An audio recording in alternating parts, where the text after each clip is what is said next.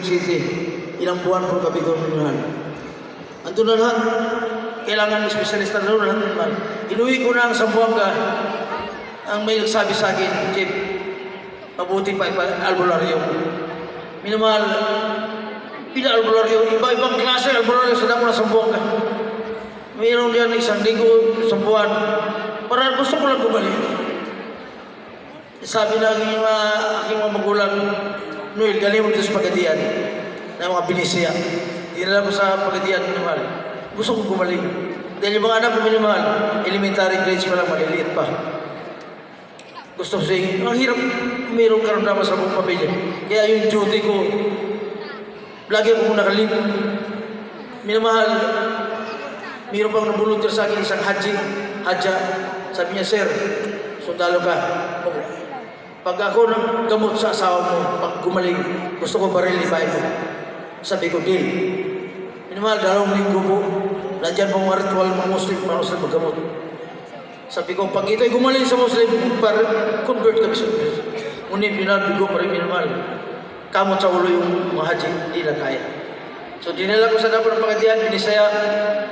Grabe mga binisaya, matamal.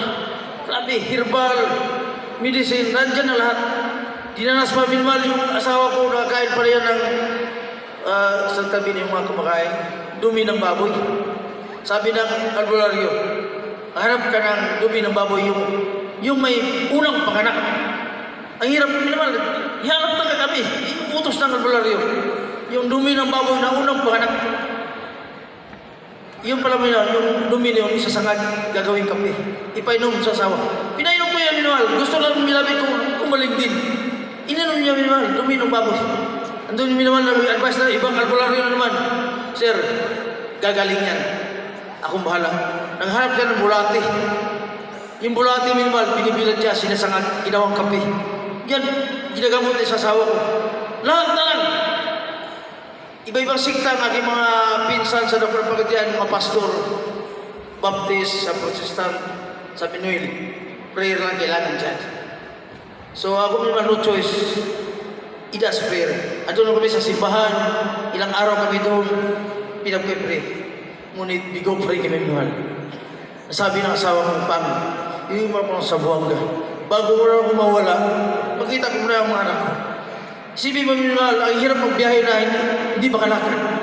1 year and 7 months bedridden, hindi makalakad. Hindi makalakad. Buwan kami 2 tao. Ang hirap, land trip from Pag-isip. Imagine yung minahal, land trip kami from Pagadian City to Zamboanga. Almost 7 hours. So yung upuan niya, kailangan occupied yung tatuhan. May baon ng mga tipos, mga ano. Kaya minahal, pagdating ng Zamboanga, ito kasama ko na isang Pilipinibili. Sabi niya, Chief, nabalitaan ko, nakarating ka ng Pagadian, papagawa. Ano kaya, Chief? Subukan mo. Mayroong gawain ng Jesus pinag-ucrusid sa television. Minimal, wala pa nung gawain mo sa utak ng Zamboanga. Mayroong gawain mo, pinag-ucrusid lang. Nanonood po kami nito, sabi ko sa kanya, Chief, nilulog ba ako? Doktor nga actual, hindi nga gumaling. Pinag-pray na kay mga uncle, mga pastor, mga pinsan ko, hindi nga gumaling. Binisaya, nandiyan na lahat. Nadalay mo ko sa television. Nilulukong ba ako? Sa Chief, lahat na, sinubukan mo na. Walang mawala. Sa bahay ka lang naman. Hindi ka na alis. Manood ka ng TV program ng Jesus Miracles. Praise the Lord. Walang gawain mo naman ba alas 7 ng umaga. Alas 7 pa lang, akay-akay yung wife ko. Inanamin sa harap ng television.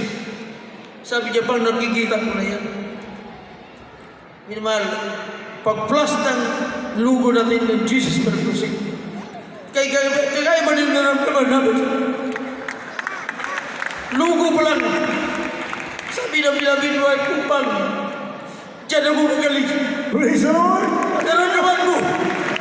Kaya sabi ko, ako minamahal, ganito gusto ako umiyak. Umiyak ako minamahal, naramdaman ko presensya na never ko naramdaman yun. Praise God. Ilang patago lang yung umiyak ko minamahal. Kaya ganito gusto ako umiyak. Hindi bilang sundalo, ganito talaga gusto ako umiyak. Ngunit yung banal na presensya, hindi ko talaga mapigilan. Yes, hallelujah. Taas ang kamay ko. Sabi ko, Martin, ang puno kalungan. Susunod kami. At umilaw ng harap ko at ginaganap na pastor. Sabi ng beloved wife ko, bang may pawil, may kapangyarihan. At ako pinusubo, ako pinamahal. Hindi mo basta maniwala. Dahil lumaki kami sa siklan ng United UCCP. Nag-isna namin yung Biblia. Ang alam ko yung Biblia nung araw, history lang. Sabi ko, kung ano kaluban, kung gugaling, beloved wife ko. Bakit? Minamahal, unang araw yun. Yan alam mo minamahal yung beloved wife ko, hindi na po niya makakain na hindi subuan. Ultimo yung kutsara, hindi na mabubuhat yan. Ngunit unang panahon pala namin, sabi niya pang gustong kumain. Praise the Lord. Susubuan kita, suwa na po. Kaya ko lang subo sa sarili ko. Yes, Unang panahon hallelujah. pala, iba na naman kayo. Praise the Lord. Hallelujah! Kaya pangalawang araw naman, talagang maaga pa talaga. Wala pang lasiti, nanonood kami sa radio television. Nabangan namin yung pag-open ng 9, yung TV program po natin. Minimal, pag-open ng gawain, minimal, beloved wife ko, may nagmamanas na yun, alam mo sa Bisaya, upong, yellowish. Yung buhok niya minimal, wala na suklay-suklay yun. Pag i-try mo magsuklay, nagawa ka ng mga 200, 300 na kuto. Yung kuto na minimal, hindi pala niya maramdaman yun. Yung pala sabi nila, pagkatao na nagkuto na hindi maramdaman, mamamatay na. Ngunit minimal, pangalawang panood po namin, sabi ba, kailangan ko ng batawil. Yung batawil minimal, dalawa, isa sa rabat, isa sa likod. Maligo po siya ng pawis, labas, grabe tubig. Biga ako ng biga. Saan galing tubig eh? Labasan ko ng pawis. Sabi pang, guba ng hiram na. Praise the Lord. Hallelujah. Mahigit, kulang-kulang 2 taon, hindi makalakad. Ngunit nung araw na yung pangalawang panood ko na namin, guba na kanya parang, hindi ko, bakit pinagpuman ng kuluban? Andito po kami. Sumunod, maglingkod kami sa iyo. Praise the Lord. Pangatlong araw, ako'y tinawagan sa opisina, man, asap. Report ka sa opisina kay Milaka. Iniwanan ko yung pamilya ko. Nagulat ko binawan pagkahapon, uwi ko sa bahay. Wala na beloved wife ko. Kinabahan ako binawan, baka na dinala sa ospital. Sabi ko muna, Nak, nasaan si mama mo? Pang, hindi ko pala alam. Ano si mama mo? Nasaan sa gilid? Naglalakad na. Amen. Oh! Praise the Lord. Hallelujah! 3 araw kami nanonood ng television. Beloved wife ko, almost 2 years yung makalakad. Sa 3 araw pa noon, binilakad siya naman. Purihin natin pinakamahal na Panginoon. Sino bang hindi maniwala? Grabe, iba na ang nangyari sa buhay natin. Kaya binawal, bilang isang sundalo, nandun pa rin yung taon ko. Baka natsapahan lang. Kaya sabi ng beloved wife ko, pag buhay po ang Balbino. Yes, hallelujah. Buhay ang Balbino sa kawain ng Jesus. Sabi ko sa iyo, sabi ko, diyan ako gagaling. Pinalagan sa pinwal na walang gamot. Sa unang dalangin natin ginagalang balbas ko. Yes. Pinalagan sa Balbino. Praise the Lord. Grabe. Eh sabi ko, sarili ko pinawal bilang isang sundalo. Nasa bisyo lang pag-usapan bilang isang lalaki na sa akin ako. Hindi ang sawa ng araw, hindi ito yung chike. Minsan lang magkawak ng chike, beloved wife ko. Dahil nanong na sa mga tindahan. Kanya-kanya hila na lang dahil utang sa alak. Adik ako sa alak, lalo na yung tanduay. Di ako makatulog, namin di ako makainom ng tanduay. Nagpapatrolya po kami sa dagat, may bomba po kami isang karton yan para sa akin lang. Ultimo, magkakabi ako minwal, inilagay ko pa ng tanduay yan. Ganyan ako ka-adik ng araw. Ngunit, sa dalagi ng Balbiso, sa gawain itong pinawakay po. Yes.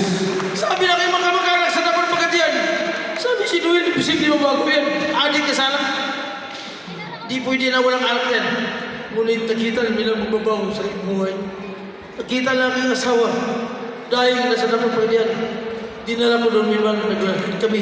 Nahayong kami, nahayong. Kaya nagkaroon ng kabangan. May gawain ako sa dapat ng pagkatiyan. Sa kami sa naghayong minwan. Gather namin yung mga televiewers. Kaya nag-umpisa po gawain ng kabangan po naman. Pinusunod talaga naman. Praise the Kaya Lord. doon ginawa na sabi ko, walang dahilan na hindi pwede maglingkod. Nandito na tayo sa buong katotohanan. Yes. Mga baguhan ng mga parang po din. Wow, kapal. Praise the Dahil po, Lord. ito, buhay mo man po ito sa inyo. Hindi kaya sa buhay lang. Mga anak ko ngayon, kabagan po, puro may mga pamilya na po. Kabagan, napapagamit ko sa gawain bilang mangawin, magkarapag-dapat, aking mga apo, bilang machilis ko ay. Dahil sabi ko sa mga anak ko, mga apo ko, walang dahilan dito dito maglingkod. Dahil si mami niyo, ako, buhay namin. Pinagpala ko sa gawain ng Diyos. Yes. Kaya minamahal, sansaman ka ko.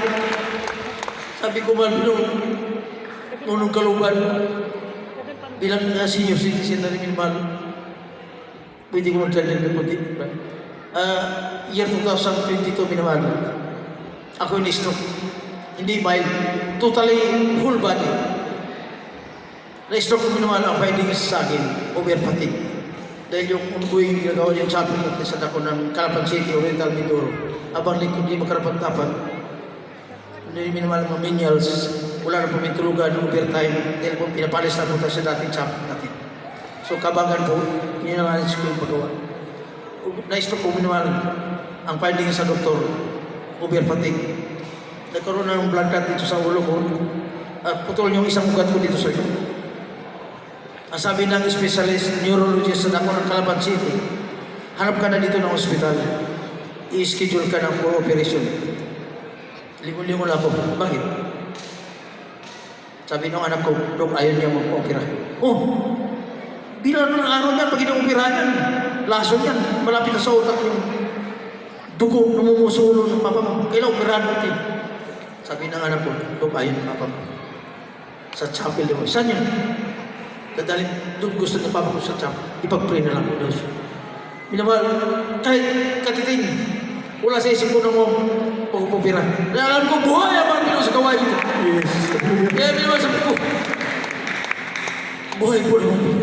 Sabi ng doktor, after 1 week, balik ka. Para malaman natin yung status.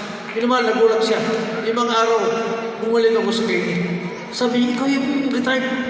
Di ka na naka-wheelchair, nalakad ka na. Praise the Lord. Buhay ang mga Pinoy sa gawain ng Jesus. Amen. Minamahal, kaya nagdagdag yung patutuo na aking bilawin-bilawin nangyari sa buhay ko. Minamahal, pag 3 days ko, dahil po, bidilin talaga ako. 2 brother ko kasi sa akin. Hindi ako makainom ng tubig pa kaya hindi daan sa straw. Tabingi ito, minamahal. Totally talaga. Wala, hindi makagalaw itong left and right ko. Wala, memory ko, wala. Kaya nalaman ni beloved children, si Kuya Noel, na-stroke. Kaya nung tumawag yung kanyang anak, pang lihas ka na po ng mahal, Pastor. Sige, pag 3 days yung mahal, nilihas ako through cellphone natin, ginagalang mahal, Pastor. Nagulat ako minamahal, mga 4 na araw, kami pinagpupuri sa bahay. Ako yung nakaluhod. Mag-isa, nagpunta na siya. Hallelujah. Akala ko panaginip lang.